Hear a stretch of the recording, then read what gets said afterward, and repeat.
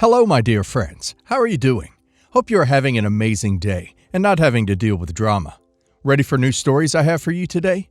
Let's go to the first one. And don't forget to listen to the end of the story, guys, to hear my insights. Enjoy the stories. And don't forget to like and subscribe. And of course, don't forget to leave a comment. So, this whole mess started about 2 years ago, when my wife Leslie and I were having some rough patches in our marriage.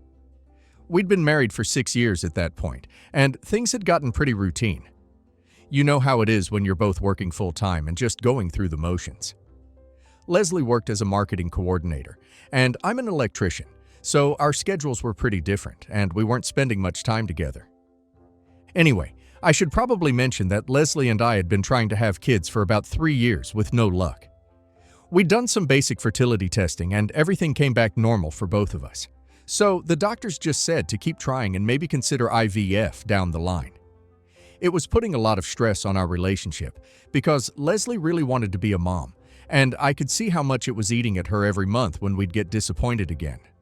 Around this time, Leslie started going out more with her coworkers after work, which honestly I was fine with because she seemed happier and more social. Her company had hired this new guy, Russell, who was some kind of consultant or something, and Leslie would mention him sometimes when she talked about work stuff. He was apparently really successful and had worked for some big companies in California before moving to our city. I didn't think much of it at first because Leslie had always been friendly with her coworkers.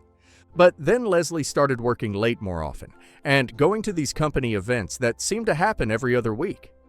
She'd come home talking about how Russell had such interesting stories about his travels and his business ventures, and how he was thinking about starting his own company soon. I started noticing she was dressing up more for work, too. Like she was putting extra effort into how she looked. But when I'd compliment her, she'd just shrug it off. The first real red flag was when Leslie came home from one of these work events, and she was acting really weird and giggly. She kept checking her phone and smiling at it. And when I asked what was so funny, she said it was just some inside joke from work that I wouldn't understand. That rubbed me the wrong way because Leslie had never been secretive about her phone before. We'd always been pretty open about that stuff. Over the next few months, Leslie became more and more distant. She'd come home from work and go straight to her laptop or her phone instead of talking to me about our days like we used to. When I'd try to plan date nights or suggest we do something together on weekends, she'd always have some excuse about being tired or having plans with coworkers. The worst part was that our bedroom life basically disappeared completely. And when I tried to initiate anything, she'd say she was stressed about work or not feeling well. I confronted her about it a few times, but she'd just say I was being paranoid and that she was going through a lot with work pressure and the whole fertility thing. She'd flip it around and say I wasn't being supportive enough, and that maybe if I showed more interest in her career and her friendships, she wouldn't feel like she had to keep everything separate. So I backed off, but I could feel something was really wrong. Then, about 18 months ago, Leslie came home from work one day, and she looked different, like she was glowing or something. She seemed excited and nervous at the same time, and she kept fidgeting with her hands. Finally, she sat me down and said she had something important to tell me. My first thought was that maybe she'd gotten a promotion or something because of how she was acting. But instead, she told me she was pregnant. I was shocked because we hadn't been intimate in weeks, but my first reaction was pure joy because this was what we'd been trying for so long. I jumped up to hug her and started talking about how amazing this was and how we needed to call our families and start planning. But Leslie didn't hug me back, and she had this weird expression on her face that I couldn't read. That's when she said, "The baby might not be mine." I just stood there staring at her because I couldn't process what she was saying. She started talking really fast about how she'd made a mistake and had been seeing someone from work and how she was sorry, but she needed to be honest with me now that she was pregnant. She said she'd been having an affair with Russell for about 4 months, and they'd been careless a few times. I asked her if she wanted to work things out and if we could get a paternity test to figure out what was going on, because despite everything, I still loved her and wanted to try to save our marriage. But then she said something that just completely blindsided me. She said she didn't think we needed a paternity test because she had a strong feeling the baby was Russell's. When I asked her what that meant, she said she just had this intuition about it, Like, she could feel that the baby belonged to Russell because their connection was so much deeper than what she and I had. She said when they were together, she felt this spiritual and emotional bond that she'd never experienced before, and that she just knew in her heart that this baby was meant to be his. I told her that was completely insane, and that intuition doesn't determine paternity. But she got really defensive and said I wouldn't understand because Russell and I were completely different types of men. She said Russell was more emotionally intelligent and spiritually aware, and that when you have that kind of connection with someone, you just know things on a deeper level. At this point, I was getting angry because she was talking about this other guy, like he was some kind of enlightened being, while basically telling me I was too simple to understand their cosmic connection.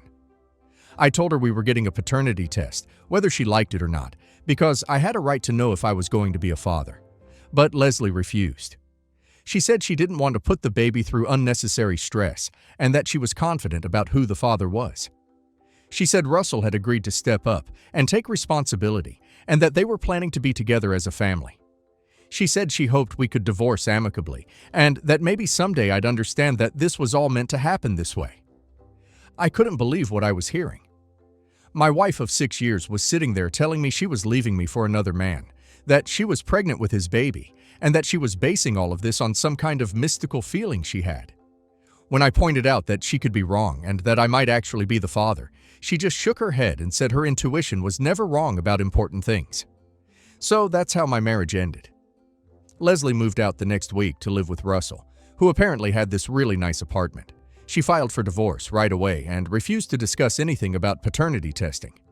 Her lawyer sent me papers saying she was waiving any claim to child support from me, which I guess was supposed to prove how confident she was that the baby wasn't mine. The divorce went through pretty quickly since we didn't have kids together and could split our assets without too much drama. Leslie kept posting on social media about how happy she was and how excited she was to start this new chapter of her life. She'd post pictures of her growing belly with captions about trusting the universe and following your heart. That kind of stuff. Russell seemed to be playing along with the whole thing. From what I could see on social media, he was treating Leslie like a queen, taking her on weekend trips and to fancy restaurants, buying her expensive maternity clothes. Leslie would post about how grateful she was to have found someone who truly understood her and supported her dreams. I tried to move on with my life. I focused on work and started dating again after a few months. It was hard because I kept wondering about the baby and whether it might actually be mine. But Leslie had made her choice, and I had to respect that even though I thought she was being completely irrational about the whole paternity thing. The baby was born about 7 months ago, a little girl they named Luna. Leslie posted all the typical new mom pictures and seemed really happy. Russell was in all the photos acting like the proud dad, and they looked like the perfect little family. I'll admit it was hard to see because part of me still wondered what if, but I tried not to dwell on it. But then about 3 months ago, I got a phone call from Leslie and she was crying hysterically. At first, I could barely understand what she was saying because she was sobbing so hard. When she finally calmed down enough to talk, she told me that Russell had gotten a paternity test done without telling her. Apparently, Russell had started having doubts about whether he was really the father, especially since the baby didn't look much like him. Leslie said he'd taken some of the baby's hair while she was sleeping one day and sent it off to one of those DNA testing companies along with his own sample. When the results came back, they showed that Russell was definitely not the father. Leslie said Russell confronted her about it and demanded to know who else she'd been sleeping with. She swore to him that it had only been him and me, so the baby had to be mine after all. But then Russell said if that was true, then she needed to contact me and get a paternity test to prove it, because he wasn't going to raise another man's child. But here's the crazy part. Leslie still refused to contact me about getting a paternity test. She said her intuition was telling her that something wasn't right and that maybe the test Russell got was wrong. She said she still felt like Luna was meant to be Russell's daughter and that if they just waited and trusted the universe, everything would work out. Russell apparently did not appreciate this response. He told Leslie she had 1 week to figure out who the real father was and get proof, or he was done with both of them. Leslie spent that week trying to convince him that the test was wrong and that they should just ignore it and continue being a family. But Russell wasn't having it, so he kicked them out. Leslie called me that day crying and asking if she could come over to talk. I told her no, because I wasn't going to get dragged back into her drama, especially when she'd refused to give me any information about whether I might be the father when it actually mattered. She begged me to just let her explain the situation, but I said she'd had plenty of chances to be honest with me, and she'd chosen to trust her intuition instead. Over the next few weeks, Leslie kept calling and texting me, asking for help. She said she was staying with a friend, but couldn't afford her own place without Russell's financial support. She said she was overwhelmed trying to take care of Luna by herself, and that she just needed someone to help her figure things out.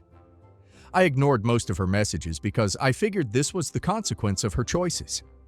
She'd been so confident that Russell was the father, and that their spiritual connection meant more than actual facts. So now she could deal with reality on her own. But then she started showing up at my house.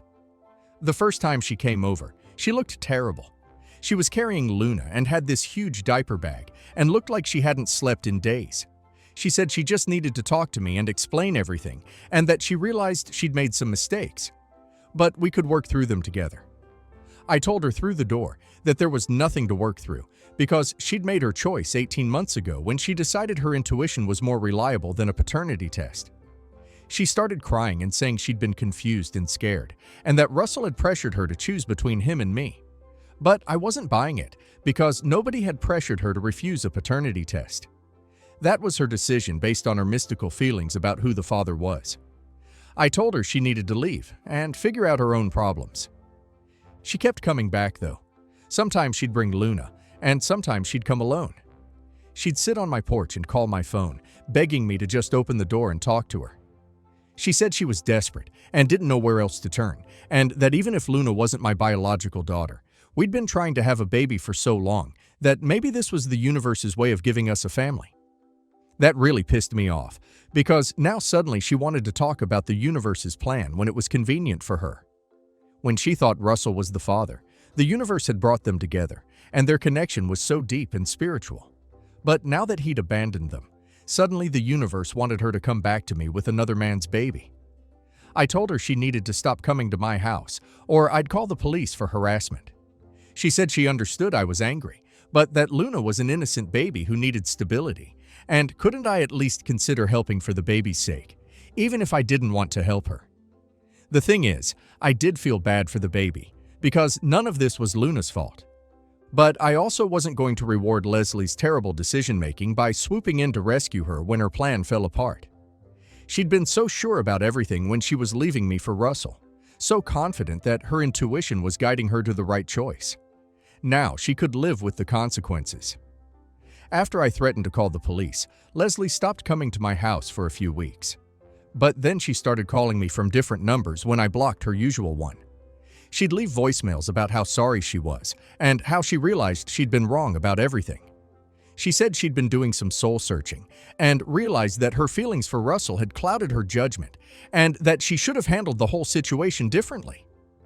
In one of her voicemails, she admitted that she'd been scared to get a paternity test because deep down she was worried that the baby might actually be mine, and that would have complicated her fantasy about running off with Russell to live this perfect life. She said she'd convinced herself that her intuition was real because it was easier than facing the possibility that she was making a huge mistake. But even with that admission, she still hadn't actually gotten a paternity test to find out whose baby Luna really was. When I called her back to ask about that, she said she was afraid to know the truth, because what if Luna wasn't mine either?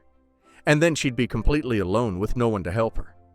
I told her that was exactly why she should have gotten the test in the first place, instead of making decisions based on her feelings.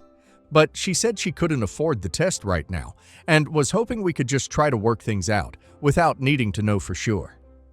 That's when I realized Leslie hadn't learned anything from this whole experience. She was still trying to avoid taking responsibility, and still wanted other people to make decisions based on incomplete information. She wanted me to potentially raise another man's child, without even knowing if it was mine just because her other plan hadn't worked out. Update 1. After my original post, Leslie kept harassing me for another month, calling from different numbers, and even having her sister contact me to try to convince me to help her out. Her sister called me and said Leslie was really struggling financially and emotionally, and that Luna was such a sweet baby who deserved to have a stable father figure in her life. She said I should consider that maybe this was all happening for a reason, and that I could still have the family I'd always wanted, even if the circumstances weren't ideal. I told her sister the same thing I've been telling Leslie, which was that I wasn't going to make any decisions about helping raise a child without knowing if it was actually mine. If Leslie wanted my help, she needed to get a paternity test first. And if Luna turned out to be my daughter, then we could figure out how to co-parent responsibly. But Leslie's sister said that Leslie was afraid the test would come back negative, and then she'd lose any chance of reconciling with me. She said Leslie had realized that I was the stable, reliable partner she should have chosen all along, and that she was hoping we could rebuild our relationship based on trust instead of requiring scientific proof. I almost laughed because it was the same delusional thinking that had gotten Leslie into this mess in the first place. She'd trusted her intuition over facts when it came to Russell being the father, and now she wanted me to trust her feelings over facts when it came to getting back together. She hadn't learned anything, so I told her sister that I was done discussing it, and that Leslie needed to stop using other people to try to manipulate me into helping her. I said if Leslie wanted to have an adult conversation about getting a paternity test and figuring out the real situation, she could call me herself. But I wasn't going to keep playing these games. That seemed to work for a while because the calls and visits stopped. I figured Leslie had finally gotten the message and was dealing with her problems on her own. I heard through mutual friends that she'd moved back in with her parents temporarily and was looking for a job. So it seemed like she was at least trying to get her life together. But then, about 2 months ago, I got a call from a number I didn't recognize. And when I answered, it was a man's voice asking if I was Leslie's ex-husband. I said yes and asked who was calling. He said his name was David, and he was calling about the paternity situation with Luna. My first thought was that maybe Leslie had finally gotten a paternity test, and this was someone from the testing company or a lawyer or something. But then David said he was calling because he'd recently found out that he might be Luna's father. I was completely confused because Leslie had sworn that she'd only been with Russell and me during the time when Luna would have been conceived. David explained that he'd been casually seeing Leslie for a few weeks, around that same time period, and that she'd told him she was separated from her husband and figuring out her next steps. Apparently, Leslie had met David on some dating app and they'd hooked up a few times. But then she'd suddenly stopped responding to his messages. He said he'd assumed she'd gotten back together with her husband or found someone else, so he'd moved on and hadn't thought about her again until recently.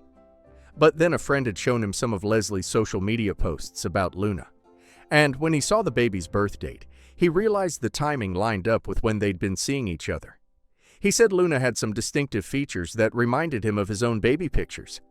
So, he'd started wondering if there was a possibility he could be the father. David said he tried to contact Leslie directly, but she wasn't responding to his messages, and he'd gotten my number from someone who knew about our situation. He wanted to know if I could help him get in touch with Leslie about getting a paternity test because he was a responsible guy, and if Luna was his daughter, he wanted to step up and do the right thing. This meant Leslie had been lying to me about only being with Russell and me. She'd been seeing at least 3 different men during that time period, maybe more, and she'd been playing all of us. The whole story about her deep spiritual connection with Russell and her intuition about him being the father was complete. I gave David Leslie's current phone number and told him he could try to contact her directly, but that she'd been avoiding taking responsibility for this whole mess from the beginning.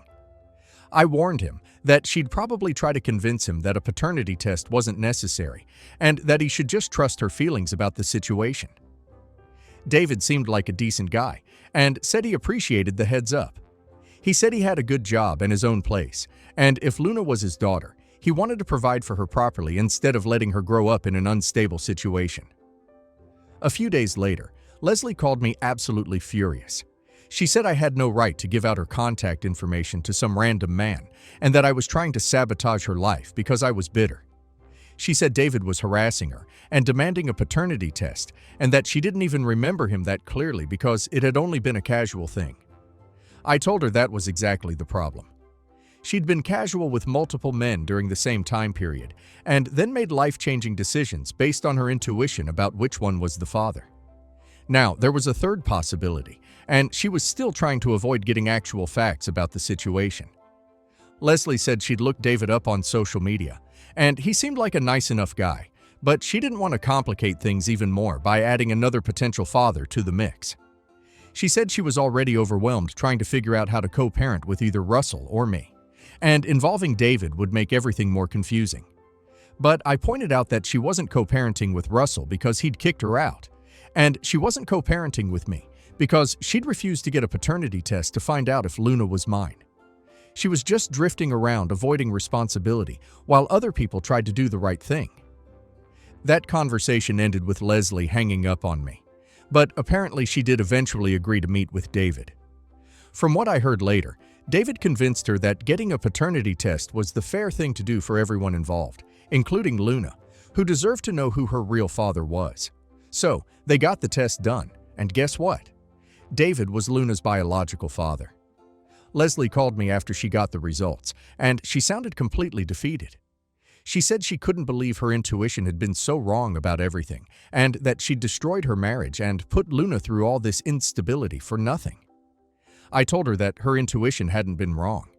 She'd just been lying to herself because she wanted to believe what was most convenient at the time. When she wanted to justify leaving me for Russell, she convinced herself that their spiritual connection meant he was the father. When Russell kicked her out, and she wanted me to take her back, she tried to convince herself that maybe the universe wanted us to be together after all. But the whole time, she'd known there were other possibilities she was ignoring, because they didn't fit the story she wanted to tell herself. David stepped up like he'd promised, and took financial responsibility for Luna. He got his own paternity test to make it official, and he started paying Leslie child support and taking Luna for visits. From what I can see on social media, he seems like a good dad, and Luna looks happy and healthy. Leslie moved into her own apartment with David's help and got a part-time job so she could take care of Luna while still having some income. She stopped trying to contact me, which was a relief because I was tired of being dragged into her drama. Update 2. Well, I was wrong about being done with this situation. Last month, Leslie showed up at my house again, but this time it was different from her previous visits. She looked put together and calm, not desperate and crying like before. She said she'd been in therapy and had some things she wanted to say to me, and asked if I'd be willing to give her 10 minutes to talk. Against my better judgment, I let her in. Leslie sat down and said she'd been working with a therapist to understand why she'd made such poor decisions during our marriage and the whole affair situation. She said her therapist had helped her recognize that she'd been struggling with some deep insecurities about not being able to get pregnant, and that she'd been looking for validation and excitement outside our marriage instead of dealing with those feelings directly. She admitted that she'd been selfish and had justified her behavior by convincing herself that our marriage was already over. Leslie also acknowledged that refusing to get a paternity test had been completely irrational and unfair to everyone involved. She said she'd been so caught up in the fantasy of her relationship with Russell that she'd ignored obvious red flags and made decisions based on wishful thinking instead of reality. I'll admit this was more self-awareness than Leslie had ever shown before. And it was nice to hear her take actual responsibility for her actions, instead of blaming circumstances or other people. But I also knew that Leslie was smart and manipulative, so I was waiting to see what she actually wanted from me. She said she wasn't trying to get back together or asking me to help raise Luna because she understood that I'd moved on and that she'd burned those bridges with her behavior, but she wanted to make amends for the pain she'd caused me. And she was hoping we could eventually have some kind of civil relationship since we'd been such a big part of each other's lives. That seemed reasonable enough, and I appreciated that she wasn't asking for anything concrete from me. I told her I was glad she was getting help and taking responsibility, and that I hoped she could build a good life for herself and Luna going forward. But then Leslie said there was one more thing she needed to tell me, and this is where things got weird again. She said that during her therapy sessions, she'd been exploring her feelings about the whole paternity situation, and she'd realized that part of her had been hoping Luna would turn out to be my daughter after all. Leslie said that even though she'd convinced herself Russell was the father, there had been a part of her that was secretly relieved when his DNA test came back negative, because it meant there was still a chance Luna could be mine, and we could potentially work things out. She said she'd been disappointed when David turned out to be the real father. Not because David wasn't a good guy, but because it meant she'd lost any connection to me permanently. She said she'd realized that I'd been the best partner she'd ever had, and that leaving me had been the biggest mistake of her life. I could see where this was going, and I cut her off before she could keep talking. I told her that I appreciated her honesty, but that it didn't change anything between us. She'd made her choices based on what she wanted at the time, and now she had to live with the consequences. Leslie said she understood that, but she wanted me to know that if I ever decided I wanted to be part of Luna's life as a friend or uncle figure, she'd welcome that. She said Luna was a great kid who could benefit from having positive male role models, and that David was supportive of Luna having other caring adults in her life. This felt like another manipulation. Honestly, Leslie was presenting it as being generous and thinking about Luna's best interests.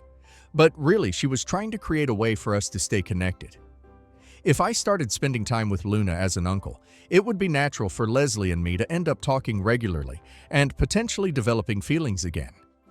I told Leslie I wasn't interested in that kind of arrangement because it would be confusing for everyone involved, especially Luna. If Luna needed positive male role models, she had David as her father and could develop relationships with other family members and friends naturally. Leslie looked disappointed, but said she understood. She thanked me for letting her apologize and said she hoped someday I could forgive her for all the pain she'd caused. Then she left without any drama or begging, which was honestly a relief after all her previous emotional manipulation.